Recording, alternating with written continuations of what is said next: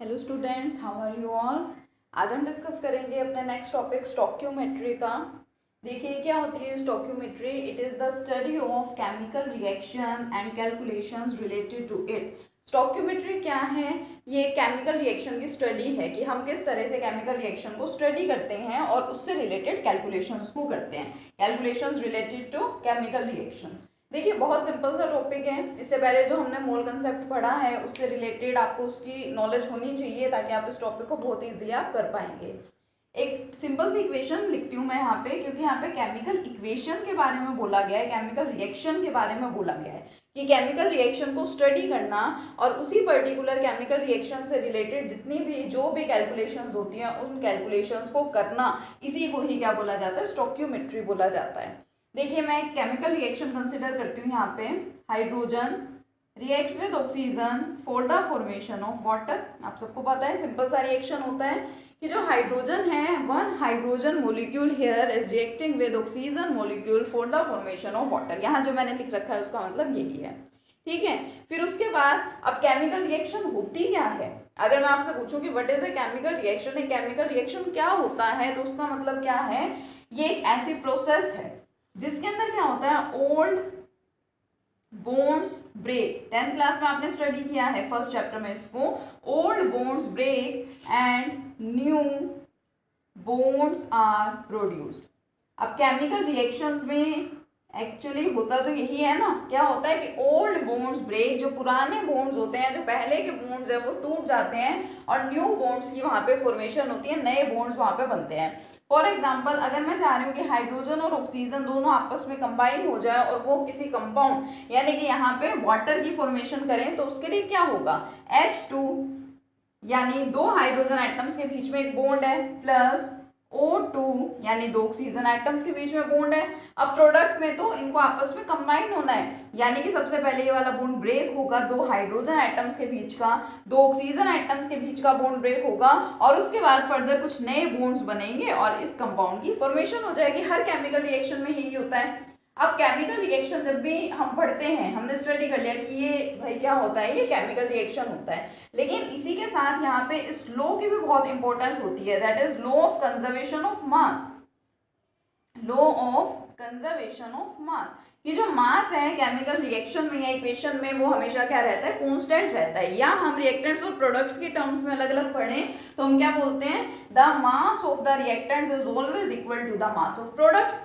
जितने भी रिएक्टेंट्स हैं उनके मास का अगर हम टोटल करें तो वो हमेशा हमें इक्वल किसके मिलेगा? Equal to the mass of the product. 1 2 3 जितने भी आपके पास प्रोडक्ट्स प्रेजेंट हैं, प्रोडक्ट्स जितने आपके बने हैं, उनके मासेस के इक्वल हो, मतलब दोनों के मासेस इक्वल होंगे, रिएक्टेंट्स के भी और प्रोडक्ट्स के भी, चाहे कितने ही आपके पास में रिएक्टेंट्स हो और कितने ही आपके पास में क्या हो? प्रोडक्ट्स हो।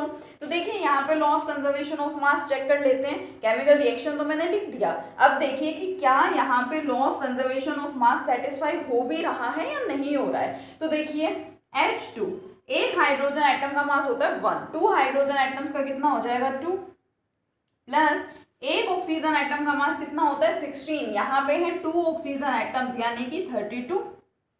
मास ऑफ रिएक्टेंट्स की अगर मैं बात करूं, टोटल दो रिएक्टेंट्स है, दोनों का total mass, total mass of reactants okay is equal to 32 plus 2 equal to 34 ग्राम।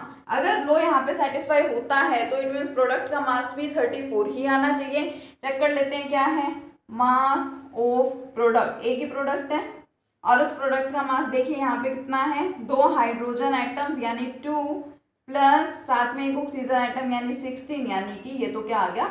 18 ग्राम। यहाँ पे तो लो सेटिस्फाई हो ही नहीं रहा।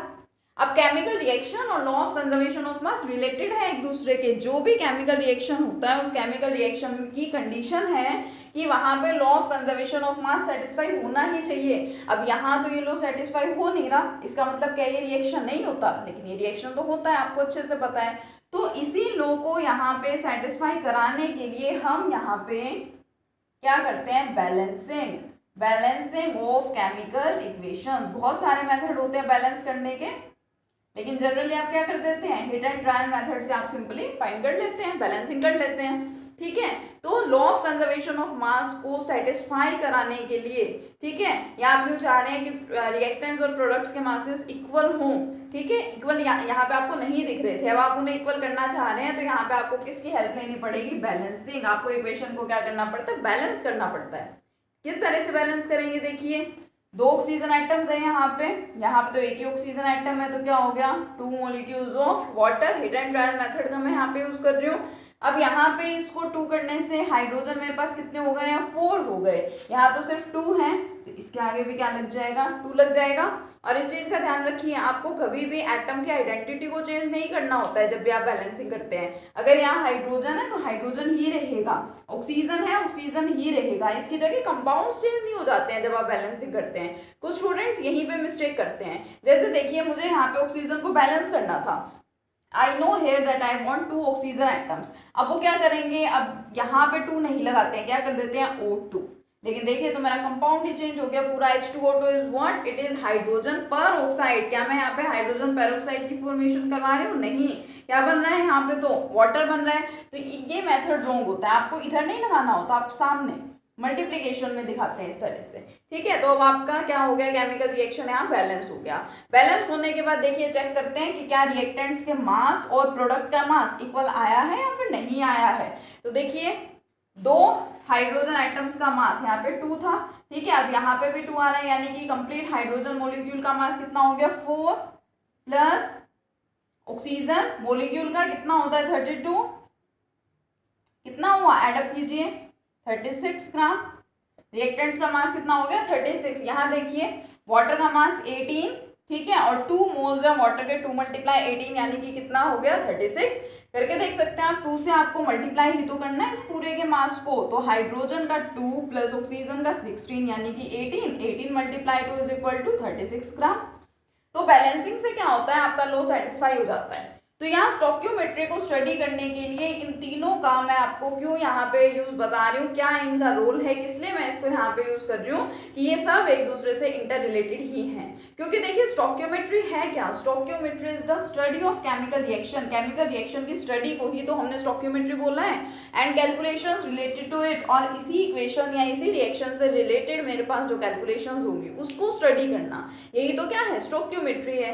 तो इसलिए मैंने आपको पहले केमिकल रिएक्शन का मतलब बताया। केमिकल रिएक्शन क्या होता है, ये केमिकल रिएक्शन के अंदर ओल्ड बॉन्ड्स ब्रेक हो जाते हैं और न्यू बॉन्ड्स की क्या होती है, वहां पे फॉर्मेशन हो जाती है।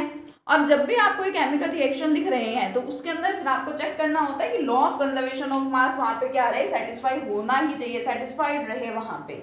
और अगर ऐसा नहीं होता तो आप क्या करते हैं, इक्वेशंस की बैलेंसिंग करते हैं। और अब देखिए बैलेंस करने से क्या हुआ, मैंने इस इक्वेशन को यहाँ बैलेंस किया ना, तो मुझे क्या मिली इक्वेशन, मैं इसको दोबारा लिख देती हूँ यहाँ पे। देखिए I get here 2H2 plus O2 gives 2 water.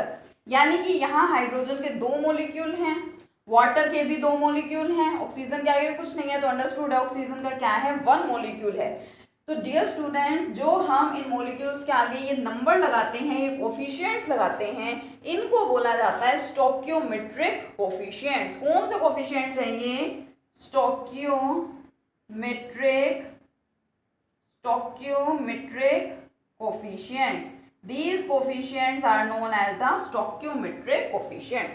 ठीक है, तो ये फर्स्ट टर्म निकल करके आई है यहाँ पे स्टोइकियोमेट्री से related, which is the stoichiometric coefficients. और यहाँ पे आप देखिए जब भी आप इक्वेशंस को बैलेंस करते हैं, मैं एक सिंपल सा एग्जांपल लूँ आपके सामने। Suppose sulphur dioxide plus oxygen gives sulphur trioxide. आपको क्या करना है, आपको इक्वेशन को बैलेंस करना है। तो जरूरी नहीं है कि हर स्टूडेंट की बैलेंसिंग का मेथड सेम ही होता है। बेशक आप हिट एंड ट्रायल मेथड लगा रहे हैं, लेकिन कोई स्टूडेंट किसी और तरीके से इसको कर सकता है, कोई स्टूडेंट किसी और तरीके से कर सकता है। आपके पास कोई एक फिक्स नहीं है कि यही स्टोइकियोमेट्रिक कोफिशिएंट्स आएंगे जब आप बैलेंसिंग करेंगे, ऐसा कुछ भी नहीं होता। अलग अलग मेथड्स होते हैं, लेकिन उसी में से कुछ स्टूडेंट्स एक मेथड ये भी यूज करते हैं। देखिए मुझे 3 ऑक्सीजन आइटम्स चाहिए, यहाँ पे मुझे 3 नहीं दिख रहे हैं, तो वो क्या कर देते हैं SO2 प्लस हाफ O2। आपने इस इक्वेशन को लिखा देखा है इस टाइप से, बहुत सारी इक्वेशंस को आप इस तरह से लिख देते हैं, हाफ मॉलिक्यूल्स की टर्म्स में लिखते हैं, इट मींस एक एटम हो गया। तो देखिए ये इक्वेशंस वैसे तो मैथमेटिकली तो ठीक होती है, इससे रिलेटेड अगर आप कुछ फर्दर कैलकुलेशंस वगैरह करते हैं तो वो कैलकुलेशंस भी सही मिलती हैं, आपको एक्यूरेट सही रिजल्ट भी मिल जाता है। It means this type of equation is mathematically correct but it is not correct fundamentally. Fundamentally this equation is wrong, इसलिए बेटर है कि जब आप बैलेंसिंग करें आप इस टाइप की इक्वेशंस का यूज ना करें।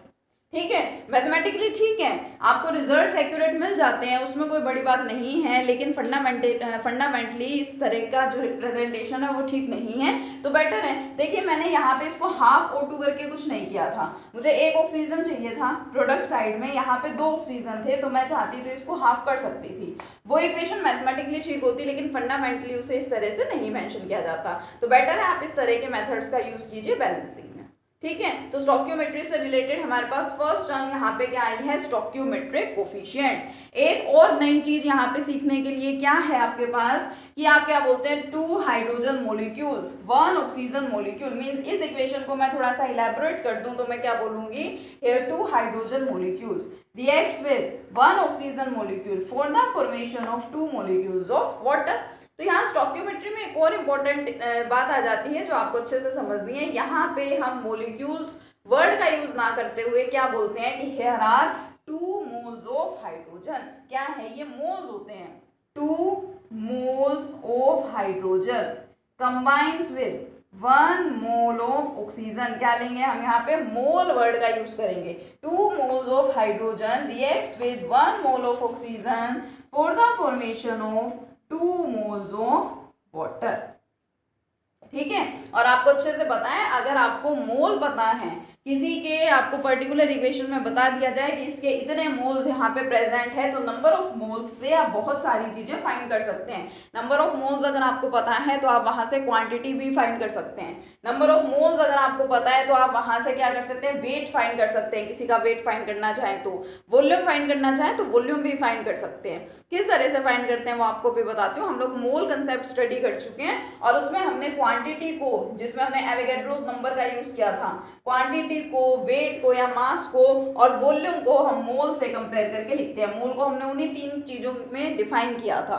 ठीक है, उन्हीं 3 टर्म्स में हमने मोल को डिफाइन किया था। तो if you know about the mole then you can calculate all these. क्या क्या, क्वांटिटी की बात कर लीजिए, वेट या मास की बात कर लीजिए, या बात कर लीजिए वॉल्यूम की। न्यूमेरिकल की हेल्प से इसको देखेंगे, आपको ज़्यादा अच्छे से समझ में आएगा।